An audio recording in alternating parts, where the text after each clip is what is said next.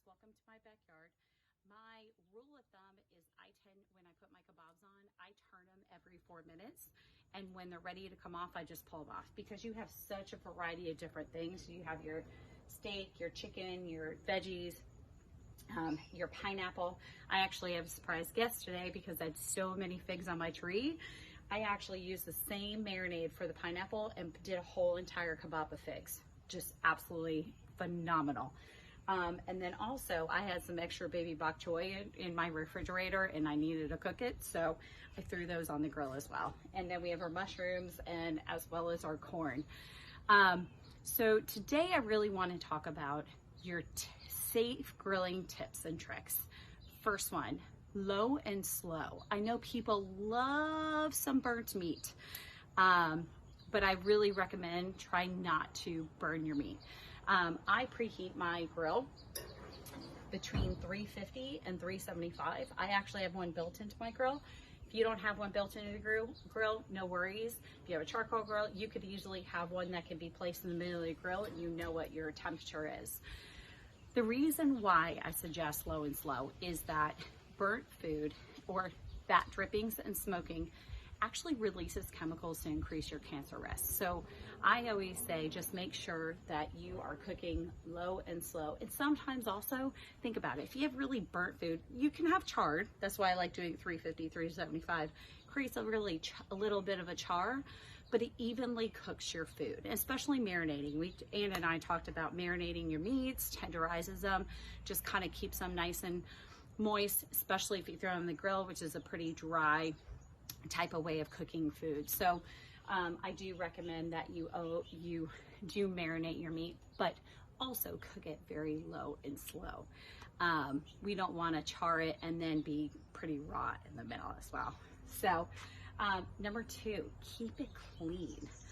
And I say that because grilling has the risk of cross-contamination of raw meat and then cooked meat.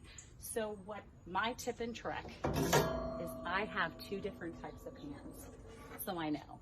I have a red pan, which I know is all my raw meat, and I have a black pan, which I know is gonna be either my vegetables or it's gonna be anything cooked. What I tend to do is that a lot of food, like I got a full grill today, when I put that initial kebab on or meat or whatever, I immediately go in, wash it and so forth. I've actually have a timer on right now. So every 4 minutes, I think I'm at, let me look, I am at that 4-minute mark. So I gotta just go ahead and make sure I flip my meat. Everything's gonna be so different in the way that it cooks too. So my next tip and trick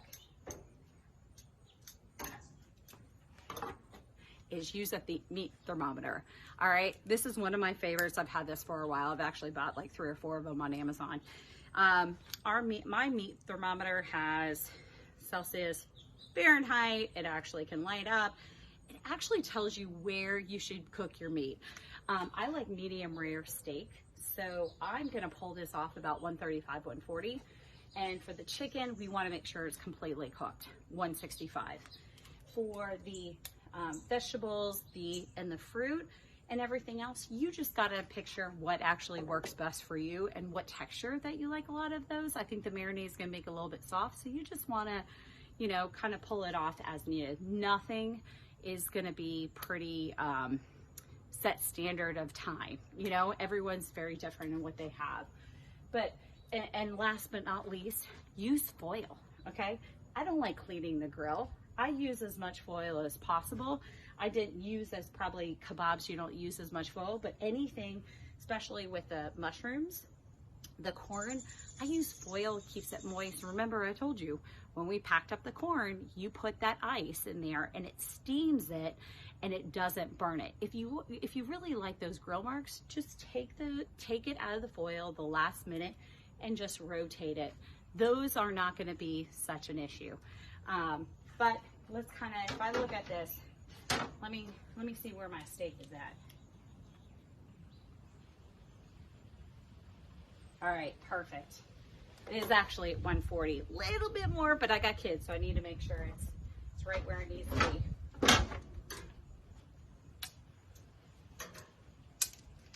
All right. my veggies. All right, those are good.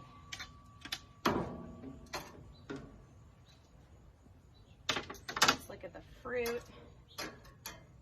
And I can go a little bit longer. Those figs are delicious. We're gonna pull those off as well. I'm gonna put that on the red plate. As I mentioned, we have a surprise guest here today with some baby bok choy. I'm gonna look at my corn real quick at a time, so I just look at it. Oh, just look, delicious. It's not, I don't like grill marks, so I'm not gonna put the grill marks on there. My kids actually won't eat it if there's grill marks. You can pull those off as well.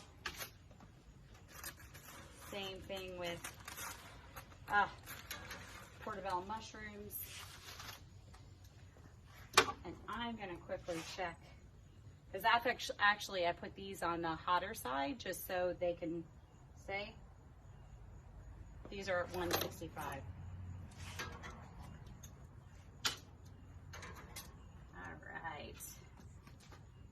And then we're gonna pull off our pineapple too. Oh, I lost one today. All right, look at that. Just absolutely ready for a feast. And as I said, we got tons of food just waiting to go inside, but thank you for joining me today. All right, hope you guys enjoy, and I hope some of these tips will be helpful for your next barbecue.